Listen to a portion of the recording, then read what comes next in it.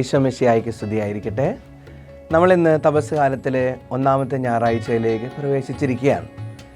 ഈശോയുടെ പീഠാനുഭവത്തിൻ്റെ യോഗ്യതയാൽ നമുക്കെല്ലാവർക്കും ഈശോയുടെ എല്ലാ സമാധാനവും സന്തോഷവും വിടുതലും സൗഖ്യവും സംരക്ഷണവും ലഭിക്കട്ടെ എന്ന് അച്ഛൻ പ്രാർത്ഥിക്കുകയും ആശംസിക്കുകയും ചെയ്യുകയാണ്.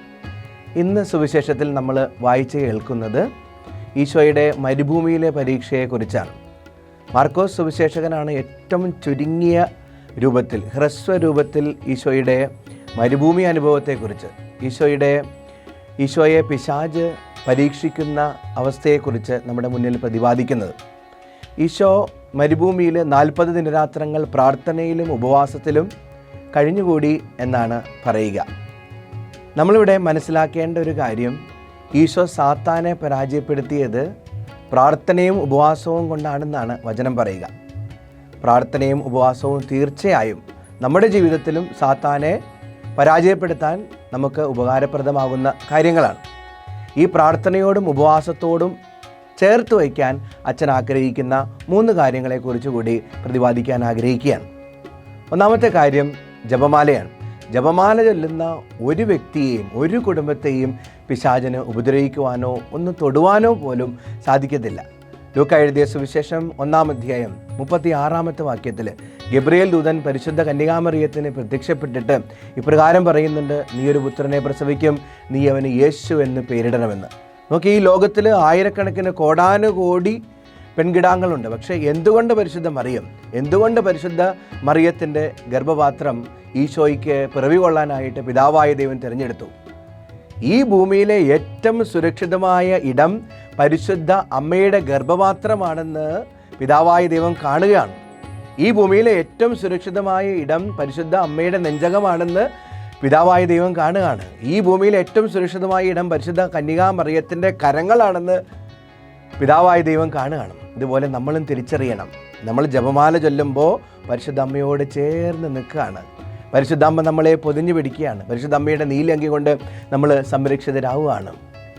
ദൂതൻ്റെയും എലിസബത്തിൻ്റെയും അനുഗ്രഹം നിറഞ്ഞ വാക്കുകളിലൂടെ ഈശോയുടെ മനുഷ്യാവതാര രഹസ്യം നമ്മൾ ഈ ജപമാലയിലൂടെ ധ്യാനിക്കുമ്പോൾ, ഓരോ പ്രാവശ്യവും ജപമാല മണികൾ നമ്മൾ പ്രാർത്ഥിക്കുമ്പോൾ, ഉരുവിടുമ്പോൾ സാത്താൻ്റെ തലയിൽ നമ്മൾ കൂടം കൊണ്ട് ആഞ്ഞടിക്കുകയാണെന്ന് നമ്മൾ തിരിച്ചറിയണം. ഒന്നാമത്തെ കാര്യം അതായിരുന്നു ജപമാല. രണ്ടാമത്തെ കാര്യം പരിശുദ്ധ പരമ ദിവ്യകാരുണ്യമാണ്. ദിവ്യകാരുണ്യത്തോട് ചേർന്ന് നിൽക്കുന്ന, ദിവ്യകാരുണ്യത്തോട് അഗാധമായ ഭക്തി പുലർത്തുന്ന ഒരു വ്യക്തിയെയും ഒരു കുടുംബത്തെയും ഒരു പിശാചിനും സ്പർശിക്കാനായിട്ട് സാധിക്കുകയില്ല.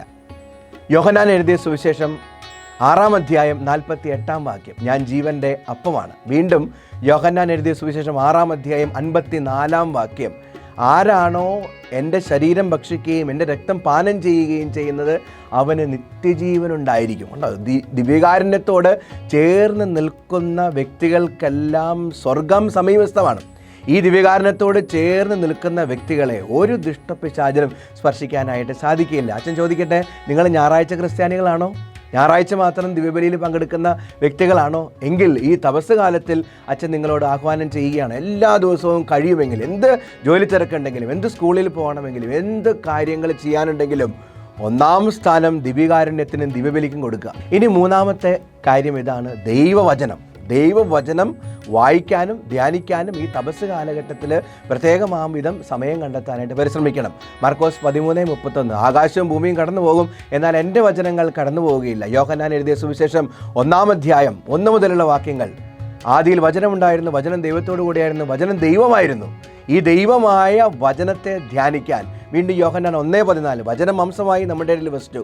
നമ്മൾ ഈ വചനം വായിച്ച് വചനം മാംസമായി നമ്മുടെ ഇടയിൽ വസിച്ച ഈശോനാഥൻ നമ്മുടെ ഹൃദയങ്ങളിലും മാംസമായി ജനിക്കണം, മാംസമായി മാറണം. വായിച്ച് ധ്യാനിച്ച് ഈ വചനം മാംസം ധരിച്ച് നമ്മുടെ അധരങ്ങളിലൂടെ, പ്രവൃത്തികളിലൂടെ ക്രിസ്തുവിനെ മറ്റുള്ളവർക്ക് പകർന്നു കൊടുക്കാനായിട്ട് സാധിക്കണം.